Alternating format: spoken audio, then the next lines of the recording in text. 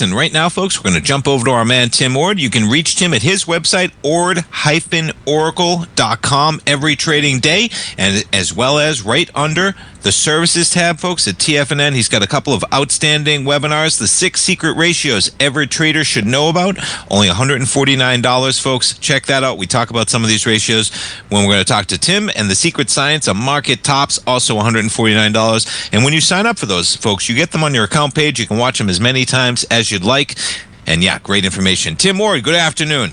Good afternoon. So, anyhow, let's get started here.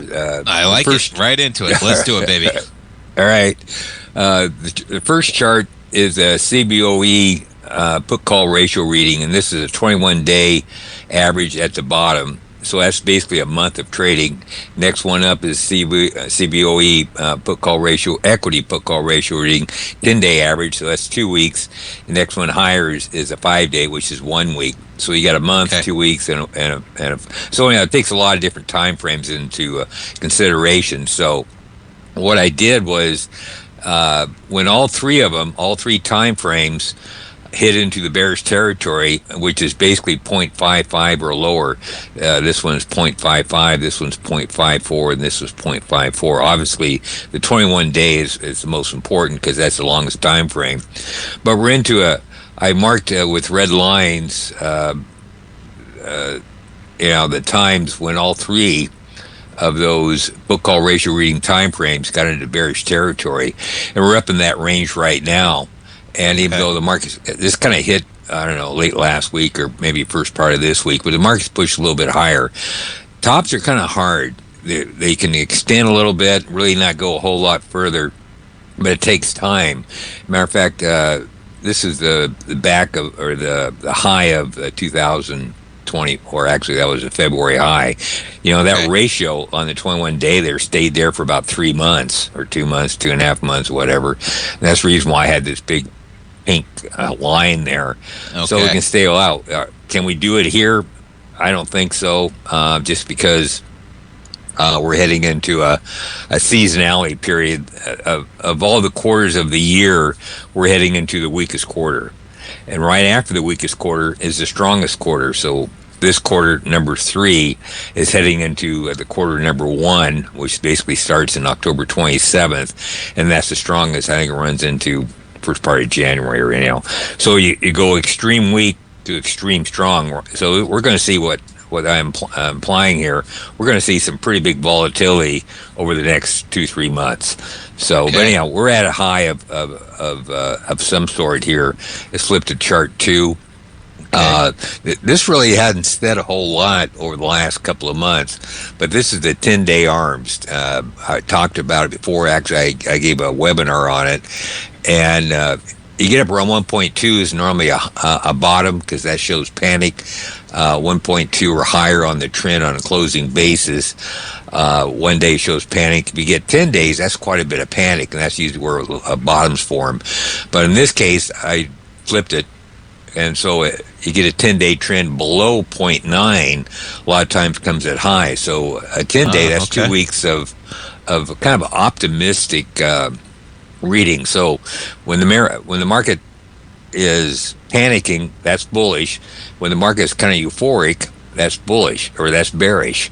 And so so I got different indicators to kind of tell a different story here, but this is kind of doing what the put call ratio readings are doing. I marked the times when we hit 0.9, going back, I don't know, it looks like about a year and a half, and it does a pretty good job of picking out that the rally is going to last or not. And we've been sitting in that range, below 0.9 for a few days here. So and not to jump in, but every little spot on there has quite a little pullback. Some obviously deeper than others. But check out that chart, folks. I know you're looking, but that is quite a chart, Tim, for sure. Yeah. So you got people kind of, you got too much up volume going into up stocks, is what that says. Okay. So anyhow. So you got the sentiment indicator leaning bearish. You got no panic in the market here. You got kind of a euphoria going on. So let's look at another one. And this is the... can I just jump in one more time? When you think about Sure. this fundamentally, do you, because I love the ratios and I love just the straight out, math, folks. And check out those webinars, folks, all right? But I do. I love, and we'll talk about, I'm going to ask you about the VIX as well. But when you look at, when you see that one, like we were talking about, right? And you see the trade that as it goes higher, and is that the one you just went back to the second one we were looking at. Now, Right. when you look at, that type of a pullback, when you have it, do you think of, because in my mind when you were talking about it, the reason I saw you say, well, I guess it makes sense because if everybody's already bullish, right, and they've all made the decision to buy, what's the impetus to go higher to a certain degree? Do you ever think about that? Because in my head it makes sense, as in where are you going to find more buyers? If everybody's as bullish as you can be, it's difficult to get that acceleration sometimes. Do you think about the fundamental side of that at all? That's exactly how I think about it. Yeah. Gotta love it. Awesome. Cool. At some point, the buy signals run out. I mean, whoever's bullish has bought, and they're in. So you kind of like have to stir the pot. You have to shake out some of the weak hands and have the strong hands buy them, and so that's so it's kind of an opposite. When everybody's pessimistic, chances are you're near a low. When everybody's really optimistic, and according to the sentiment indicator, going back to this one, everybody's kind of in the market right now because the put call ratio readings are all leaning towards the call side. No, that's awesome, and that's why I love it, because I love the numbers which kind of tell it. But I love that it makes so much sense even in my own mind methodology wise. So please go for it. It's awesome. Yeah. All right. So anyhow, so that's that. So you don't have panic here. You actually got optimism, according to the trend is the advancing issues over declining issues divided by up volume over down volume. So what that says is you got a lot of up volume going into the advancing issues to get that trend below 0.9. So that kind of says that everybody's kind of buying the up stocks here, and so at some point it's got to come to an end. So I'm thinking we're awful close. I sold out last week. Because I'm starting to see some bearish signs, but tops, you really don't want to be in a rush to short. And I may still end up shorting here, but it seemed like the market just kind of pushes higher and it gets into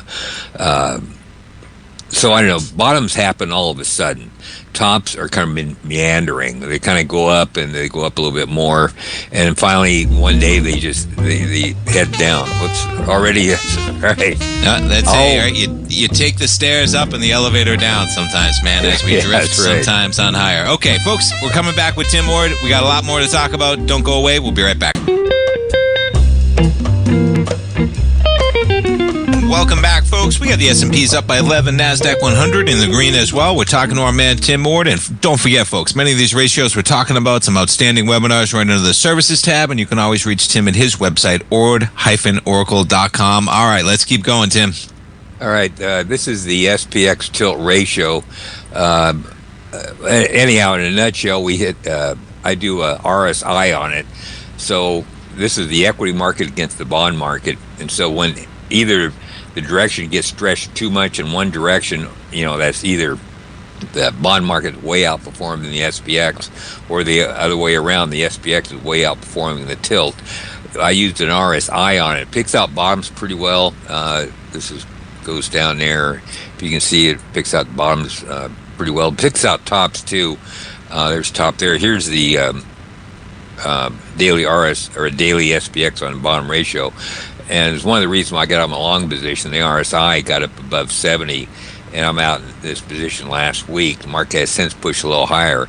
Now you got the SPX tilt ratio, which is one right here. This is the window over here.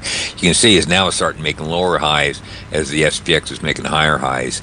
So you're going to have you got a divergence going on. So the upside's limited. How high can you push? You're pretty much it from here. It may waddle around a little bit, but I think we're at a high. Usually the best day to make a trade is usually on Fridays to make you sweat over the weekend.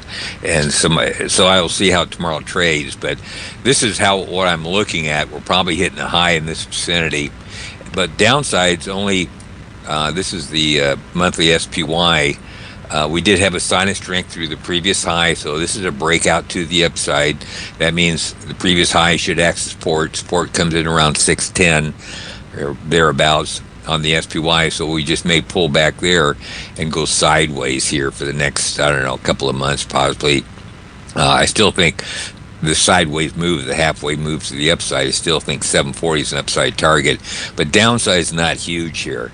But it's a worthwhile trade to the downside, you know, for a week or two, and I may take that trade. I'll have to wait and see. Right now, I'm still on the sidelines. I had a few in last Tuesday on Basil. We were talking. I said at the beginning of the show that how do I pick out gold stocks? Well, I want to show that technique because I got quite a few actually emails asking for that. How do I pick out? You know, actually, you can pick out anything, but gold stocks right now, we're all coming off of major lows. To make it brief here, this is the XAU monthly chart. RSI is up around 70, well, almost 73.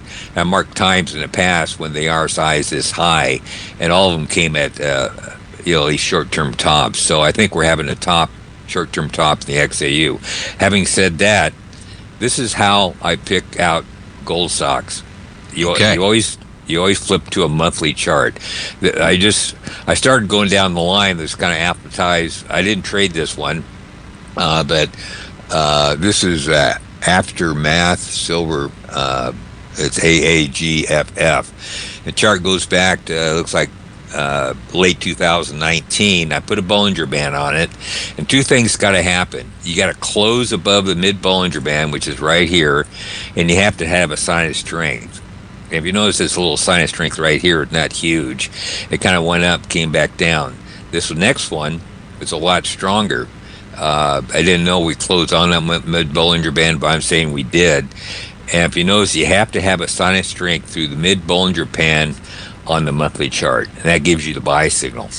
Momentum rules the market, and so if you get momentum on the monthly chart, the weeklies and dailies all fall into line. Because if the monthly charts are on a buy signal, everything else is going to turn up with it, especially off a big bottom. But this gave a buy signal. Here's one that didn't really have a sign of strength off that low, but there's your buy signal on this one right here, which is looks like about 10 cents. But you don't have a sign of strength to keep going. So I don't think this stock, even though it's up, 17 or better, somewhere in that vicinity, this one I would not hold because you don't have a sign of strength. I think I got another one here. Let's see. Okay, yeah, this is another one. This is still in the A's here. For some reason, my ABBRF. Yeah. Let's see here. Abra Silver, that one. Okay, right. Okay, same back in 2020. There's your buy signal. It's kind of a sign of strength, but the real sign of strength came afterwards. That's exactly what you want to see. So you're closing above the mid Bollinger Band. It's kind of hard to probably see on your network here, but no, we can see it. The charts look good. Go for it. Yeah. Yeah. So if you notice the volume's going up, it's things going sideways, and there's your buy signal.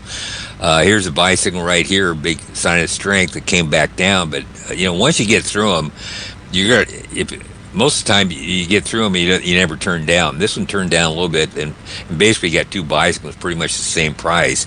But as you know, you pass through there on a sign of strength, increased volume, and you did it again a couple of months later, or this year, looks like probably February, March. You got another sign of strength, but the volume went with it. The volume is still going. Yeah, and definitely. So anyhow, you got, it looks like, I don't know, called buck 25, and so anyhow, that's how you pick it out. You got to have a sign of strength through the mid Bollinger Band, and that sign of strength's got to continue. If it doesn't continue, chances are it's not going to continue. So that's how you do it. So when do you get out? Well, there's actually, it works pretty well too, is the RSI of the monthly RSI also works out. So this stock's getting extended. Once you get above 80% above the upper Bollinger Band on a monthly time frame, a lot of times you'll at least have a consolidation the next month. Here you got in, say it's a quarter, and you got out here, that's $1.75, so that was a decent trade. But you got, if you can see here, you're 80% above the upper Bollinger Band. That would have been a sell signal. You could have got back in for, looks like about $1 or so. And it happened again up here. If you notice this candle right here, at one point get way above the upper Bollinger Band. If you closed up around that train, you're 80% above the Bollinger Band. That's the reason why you would have sold up in this vicinity. So that would have been $3. And you've been out. And we're kind of having the same. Now you're 80% above the Bollinger Band. You're a little bit higher here this month, but now you're 100% above the Bollinger Band. And you got the RSI up around, over 70. So you got two things. This is one I've been calling for a consolidation in the gold market, at least the XAU and GDX. This one will correct because it's extended. And the ones that haven't run yet may hold steady, if not move higher. But this one will probably correct some. How much, I don't know. I'll be watching on the next pullback what this one does. Because, the longer term, with all this volume coming in, there's something big going on later on. So, but you're too far extended from the mid-Bollinger Band. So, that's how you pick gold stocks. I love it, man. Thanks for walking it through. And I was just going to say, quadrupling in price, right? From $1 last March to $4 right now. Maybe just digesting it before the next move. Tim, thanks so much for the conversation, man. Going through the markets as always. We appreciate it. Folks, check them out. ord-oracle.com and check out those webinars under the services tab. Tim, we'll talk to you on Tuesday, man. Have a great week, a great weekend. We'll talk to you then. Thank you. All right. Thank you. We'll be right back, folks.